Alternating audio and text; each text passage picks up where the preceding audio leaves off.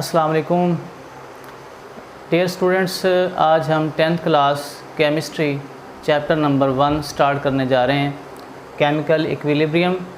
और first of all हम मुकम्मल रिएक्शन के बारे में पढ़ते हैं।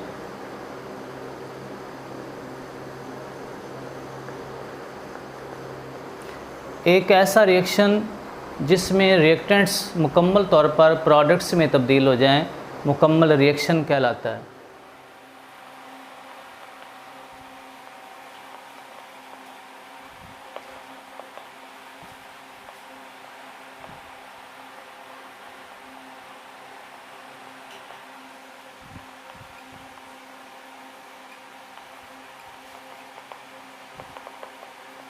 अब ये रिएक्टेंट्स क्या हैं?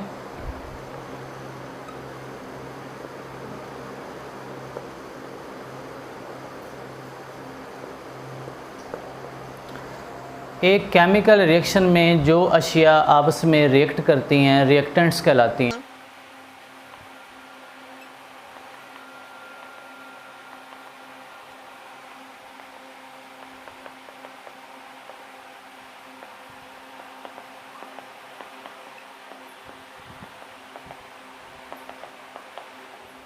और प्रोडक्ट्स जो रिएक्टेंट्स के रिएक्शन के नतीजे में बनती हैं, ऐसी अशिया जो रिएक्टेंट्स के रिएक्शन के नतीजे में बनती हैं प्रोडक्ट्स कहलाती हैं।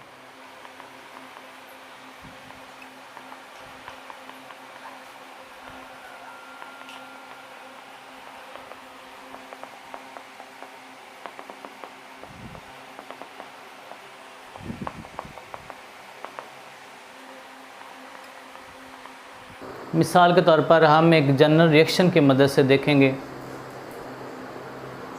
हमारे पास ए और बी ये दो अशियाँ हैं और ये तब्दील होती हैं सी प्लस डी में। अब इसमें ए प्लस बी ये रिएक्टेंट्स कहलाते हैं और सी प्लस डी ये प्रोडक्ट्स कहलाते हैं।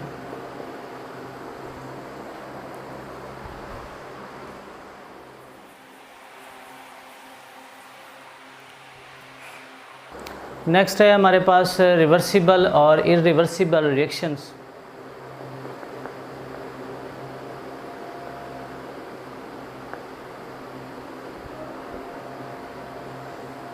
ऐसे रिएक्शंस जिनमें प्रोडक्ट्स दोबारा से रिएक्टेंट्स में तब्दील हो जाएं रिवर्सिबल रिएक्शंस कहलाते हैं।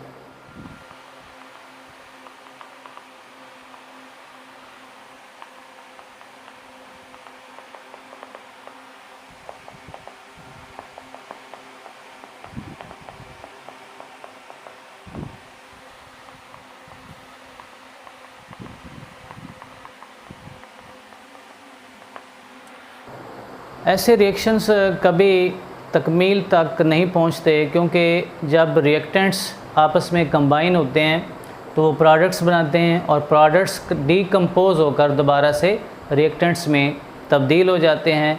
तो ऐसे रिएक्शन फारवर्ड भी मूव करते हैं और रिवर्स डायरेक्शन में भी जाते हैं। इस लिहाज से ये ऐसे रिएक्शंस तकमील शुदा नहीं माने जाते। तो ऐसे रिएक्शंस को हम दो तीर के निशानों से ज़ाहिर करते हैं।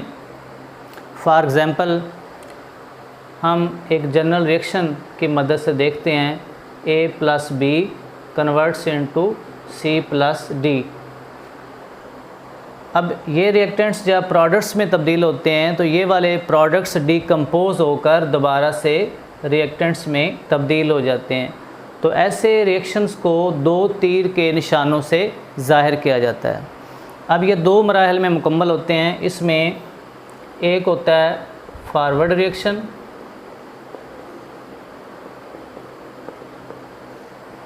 फॉरवर्ड रिएक्शन ये ऐसे रिएक्शंस होते हैं जिनमें रिएक्टेंट रिएक्ट करते हैं, यानी जिनमें रिएक्टेंट रिएक्ट करते हैं और प्रोडक्ट्स बनाते हैं। ऐसे रिएक्शंस को फॉरवर्ड रिएक्शन कहा जाता है।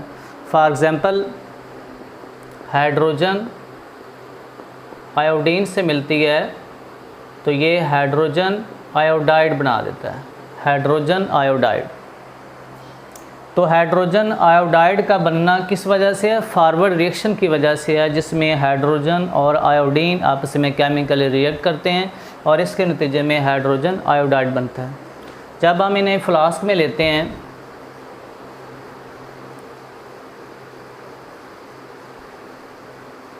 हाइड्रोजन डाई एटॉमिक मॉलिक्यूल है H2 और इसके साथ साथ आयोडीन, ये भी वेपर्स हालत में इसका जो कलर होता है वो पर्पल कलर होता है।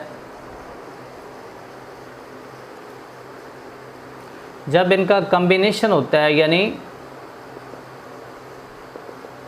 हाइड्रोजन आयोडीन के साथ मिलती है तो उस वक्त इसका जो पर्पल कलर है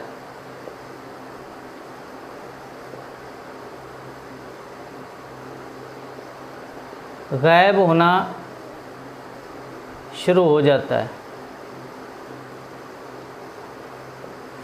क्योंकि हाइड्रोजन आयोडाइड का जो कलर है, हाइड्रोजन आयोडाइड, इसका कोई कलर नहीं होता, ये बेरंग होता है। हाइड्रोजन आयोडाइड ये बेरंग होता है और आयोडीन के जो वेपर्स होते हैं ये पर्पल कलर के होते हैं। जब ये मिलते हैं तो हाइड्रोजन आयोडाइड बनता है जो कि कलरलेस होता है। फिर उसके बाद जब इसको गर्म किया जाता है, इसको हम बंद कर लेते हैं स्टॉपर की मदद से। तो जब इन्हें गर्म किया जाता है तो दोबारा से फिर ये आयोडीन में चेंज होता है। तो आयोडीन जो है इसका कलर क्या होता है? पर्पल कलर होता है और इस तरह से दोबारा इसने कलर देना शुरू कर देता है। तो ये जो है एक ऐसा रिएक्शन है जिसमें फॉरवर्ड रिएक्शन और बैकवर्ड डायरेक्शन में दोनों जानब ये चलता है। तो ऐसे रिएक्शन को रिवर्सिबल रिएक्शन कहा जाता है।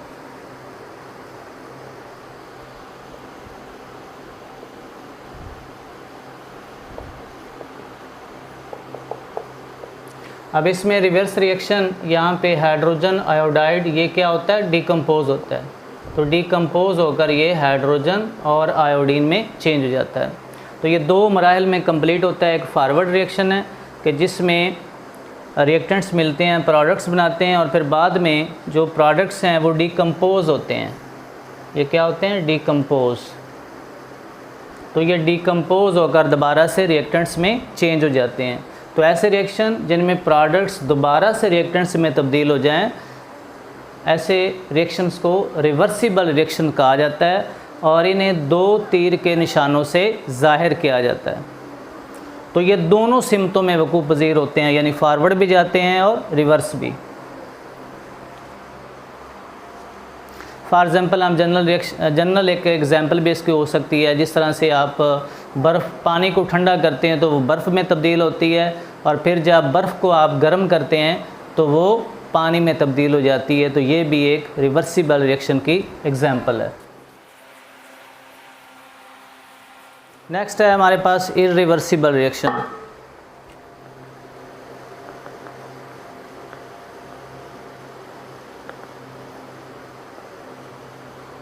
इर्रिवर्सिबल रिएक्शंस ये ऐसे रिएक्शंस होते हैं जिनमें प्रोडक्ट्स दोबारा से रिएक्टेंट्स में तब्दील नहीं होती, यानी ये यूनिडायरेक्शनल होते हैं, एक ही सिमत में मूव करते हैं और इसमें जो प्रोडक्ट्स बन जाते हैं वो दोबारा से रिएक्टेंट्स में तब्दील नहीं होते।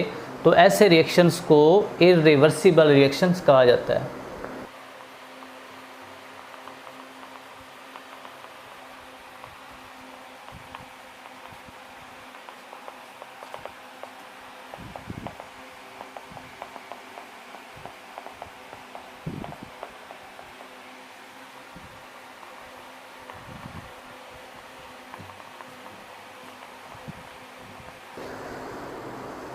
यानी ऐसे रिएक्शन जिनमें प्रोडक्ट्स दोबारा से रिएक्टेंट्स में तब्दील नहीं होते इर्रिवर्सिबल रिएक्शन कहलाते हैं और ऐसे रिएक्शंस को एक तीर के निशान से ज़ाहिर किया जाता है। फॉर एग्ज़ाम्पल पानी का बनना जिसमें हाइड्रोजन गैस और ऑक्सीजन गैस ये रिएक्टेंट्स के तौर पर अमल करते हैं और ये आम कंडीशंस पे नहीं बल्कि इसको प्लाटिनियम कैटालिस्ट की मौजूदगी में और हरारत जब दी जाती है तो उस सूरत में ये दोनों आपस में रिएक्ट करते हैं और इसके नतीजे में पानी बनता है। इक्वेशन को हम बैलेंस कर लेते हैं। तो इस तरह से वाटर जब बन जाता है तो आम कंडीशंस पे ये वापस नहीं जाता, यानी रिवर्स नहीं होता। तो चूँकि ये रिवर्स नहीं होता इस लिहाज से इसको इर्रिवर्सिबल रिएक्शन कहा जाता है। रिवर्स से मुराद होता है वापस आना, बैकवर्ड डायरेक्शन में मूव करना। तो लेकिन इसमें क्या है कि जब प्रोडक्ट्स बन जाते हैं तो दोबारा से रिएक्टेंट्स में तब्दील नहीं होते, इस लिहाज से इन्हें क्या कहते हैं, इर्रिवर्सिबल रिएक्शन। इस तरह से जनरल जो एग्ज़ाम्पल है वो है कि जिस तरह कागज़ का जलना, जब कागज़ जल जाता है तो फिर वो दोबारा से, यानी उसकी जो खाकस्तर होती है वो दोबारा असली हालत में वापस नहीं आ सकती, यानी वो रिएक्शन वापस, प्रोडक्ट्स वापस नहीं बन सकते। तो इस लिहाज से हम कह सकते हैं कि कागज़ का जलना भी इर्रिवर्सिबल रिएक्शन की एग्ज़ाम्पल है। अब हमने दोनों रिएक्शन स्टडी कर लिए हैं जिसमें रिवर्सिबल और इर्रिवर्सिबल रिएक्शन। तो हम इनके दरमियान में जो डिफरेंसेस हैं वो हम नोट करते हैं।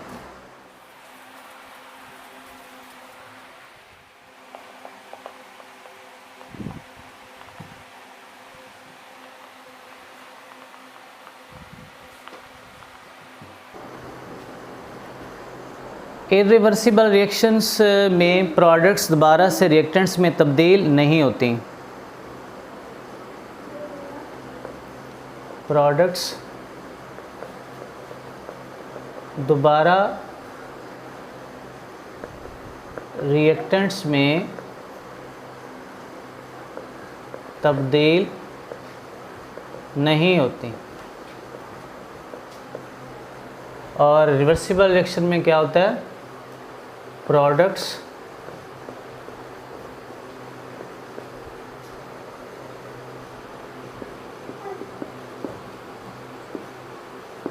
रिएक्टेंट्स में तब्दील हो जाती हैं।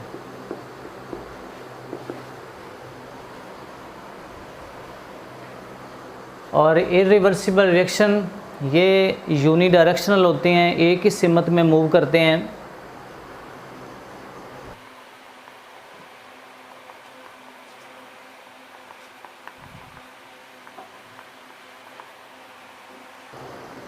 और रिवर्सिबल रिएक्शंस ये दोनों सिमतों में वकूअ पज़ीर होते हैं, यानी फारवर्ड भी जाते हैं और रिवर्स भी।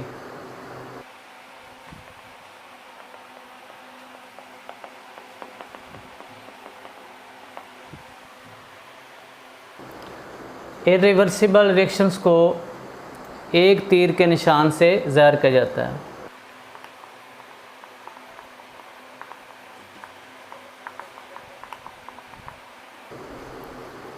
और रिवर्सिबल रिएक्शंस को दो तीर के निशानों से ज़ाहिर किया जाता है।